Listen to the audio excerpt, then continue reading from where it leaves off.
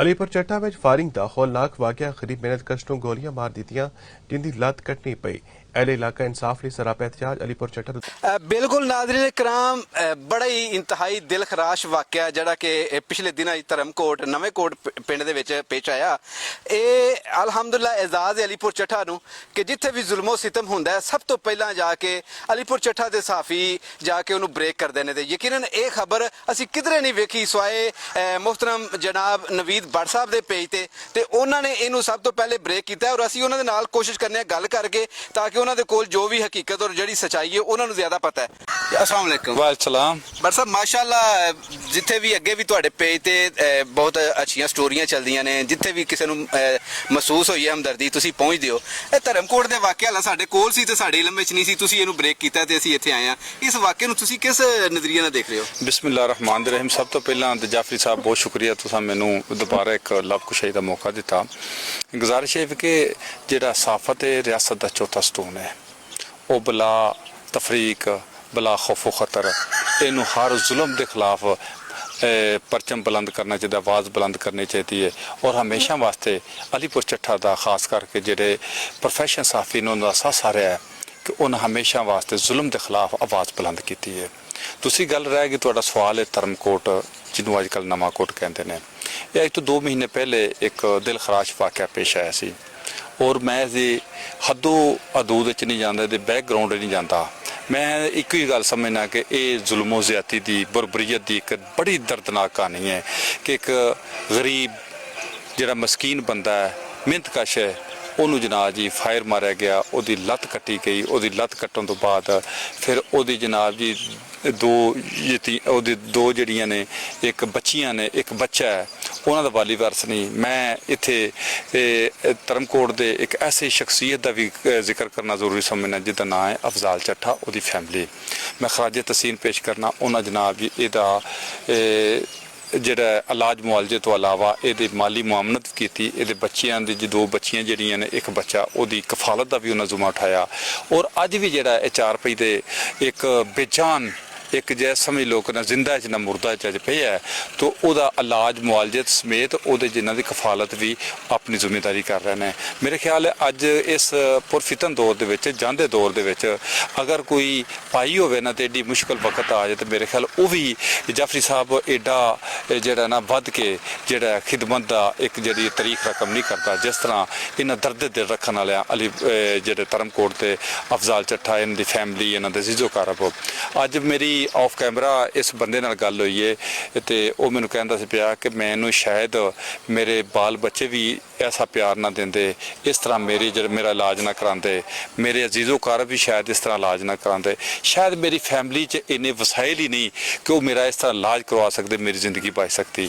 इन्हें खून तक जाती दिता है, खून का अरेंज किया है, दवाइयाँ मेडिसन लाहौर तक जनाब जिन्हें मेरा इलाज मुआलजा कर अज मैं जी जिंदगी की सांसां की डोरी एक मेरी रवां है एक माला मैं जप रहा वहाँ सांसां की वो अल्लाह तो बाद इन्होंने मरूने मिन्नत है।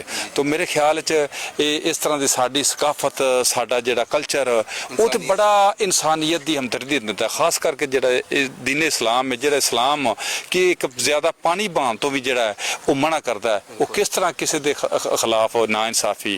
और मैं इत्थे एक पैगाम देंगा कि अल्लाह की ज़ात जिहड़ी है काफर की हुकूमत है वो बर्दाश्त कर सकती है लेकिन जुल्म दे जालम बंदे नूं कदी बर्दाश्त नहीं करती। अगर उस बंदे ने जुल्म किया है वो जालम है तो फिर मेरे ख्याल के मुताबिक उन्होंने कैफरे करतार तक पहुँचना चाहिए।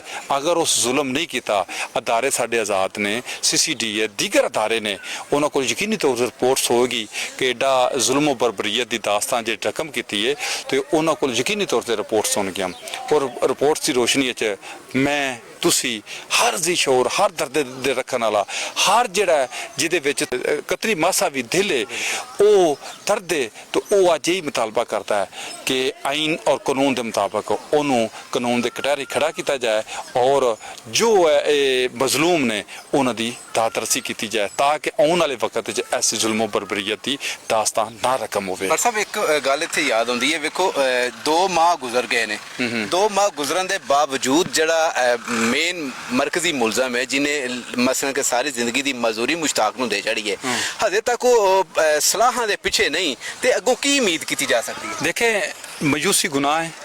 ਮੈਂ ਨਾ ਕਦੀ ਅਦਾਰਿਆਂ ਤੇ ਮਾਯੂਸ ਹੋਇਆ ਵਾਂ ਨਾ ਹੀ ਕਦੀ ਮੈਂ ਆਪਣੇ ਜਨਾਬ ਜੀ ਜਿਹੜੇ ਕਾਨੂੰਨ ਨਾਫਜ਼ ਕਰਨ ਵਾਲੇ ਅਦਾਰੇ ਨੇ ਉਹਨਾਂ ਤੋਂ ਮਾਯੂਸੀ ਦਾ ਇਜ਼ਹਾਰ ਕੀਤਾ ਹੈ। ਹਾਂ ਦੇਰ ਜ਼ਰੂਰ ਹੈ ਤੇ ਮੈਂ ਇੱਥੇ ਵੀ ਕਹਾਂ ਦੇਰ ਆਮਦ ਦਰੁਸਤ ਆਮਦ। ਹਾਲੇ ਤੇ ਮੈਂ ਜਿਹੜੇ ਮੇਰੇ ਕੋਲ ਖਬਰਾਂ ਨੇ ਸ਼ਾਇਦ ਮੈਂ ਗਲਤ ਨਹੀਂ ਤੇ ਇਹ ਤੇ ਤਕਰੀਬਨ 1.5 ਤੋਂ 2 ਮਹੀਨੇ ਇਸ ਭਾਈ ਦਾ ਇਲਾਜ ਕਰਵਾਉਂਦੇ ਨੇ ਹਸਪੀਟਲਾਂ 'ਚ ਧੱਕੇ ਖਾਂਦੇ ਰਹੇ ਨੇ ਮੁਖਤਲਿਫ ਫਾਰਮ 'ਤੇ ਜਾ ਕੇ ਇਹਦੀ ਜਨਾਬ ਰਿਪੋਰਟਸ ਕਰਾਈਆਂ ਨੇ।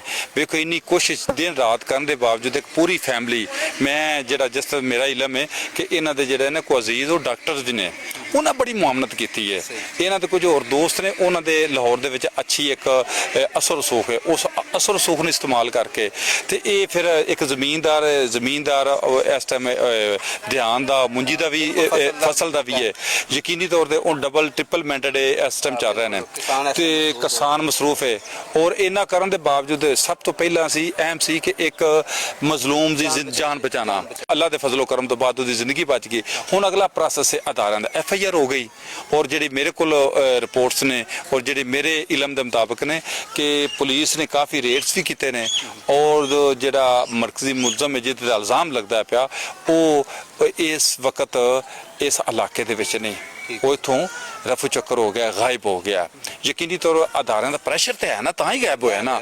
ਔਰ ਸਾਬਕਾ ਜਿਹੜਾ SHO ਮੁਜਾਹਿਦ ਅਬਾਸ ਜਿਹੜੇ ਨੇ ਉਹਨਾਂ ਨੇ ਕਾਫੀ ਰੇਡਸ ਕੀਤੇ ਨੇ ਬਲਕਿ ਕਾਫੀ ਉਹਨਾਂ ਜਨਾਬ ਤਲਖ ਰਵਈਆ ਇਸਤੇਮਾਲ ਕਰਕੇ ਉਹਨੂੰ ਫੜਨ ਦੀ ਕੋਸ਼ਿਸ਼ ਕੀਤੀ ਹੈ ਔਰ ਹੱਕ ਵੀ ਬਣਦਾ ਹੈ ਕਿ ਮਜ਼ਲੂਮ ਦੇ ਜਿਹੜਾ ਮਜ਼ਲੂਮ ਹੈ ਕਾਨੂੰਨ ਉਹਦਾ ਸਾਥ ਦੇਵੇ। ਮਾਸ਼ਾਅੱਲਾ ਮੁਜਾਹਿਦ ਸਾਹਿਬ ਦਾ ਚੂੰਕਿ ਥੋੜੀ ਕੈਰੀਅਰ ਗੁਜ਼ਰਿਆ ਲੇਕਿਨ ਅੱਛਾ ਗੁਜ਼ਰਿਆ ਉਹਨਾਂ ਲਾਜਵਾਬ ਗੁਜ਼ਰਿਆ ਲੇਕਿਨ ਲੱਖ ਲੋਕੀ ਇਖਤਲਾਫ ਕਰਨ ਉਹਨਾਂ ਦੀ ਜਿਹੜਾ ਸਟਾਈਲ ਤੋਂ ਅੰਦਾਜ਼ ਤੋਂ ਲੇਕਿਨ ਜਿਹੜੀ ਉਹਨਾਂ ਦੀ ਯਕੀਨ ਖਿਦਮਤ ਕੀਤੀ ਹੈ ਉਹਨਾਂ ਇਲਾਕੇ ਦੀ ਖਿਦਮਤ ਕੀਤੀ ਔਰ ਇਸ ਤੋਂ ਇਲਾਵਾ ਜਿਹੜਾ ਕਿ ਉਹਨਾਂ ਇੱਕ ਜਰਾਇਮ ਪੇਸ਼ਾ ਅਨਾਸਰ ਨੂੰ ਬਿਲਾ ਤਫਰੀਕ ਇੱਕ ਨੱਥ ਪਾਈ ਹੈ ਉਹ ਵਾਕਈ ਕਾਬਲੇ ਤਸੀਨ ਹੈ। ਜੀ ਸ਼ੁਕਰੀਆ ਮਿਹਰਬਾਨੀ ਸਰ।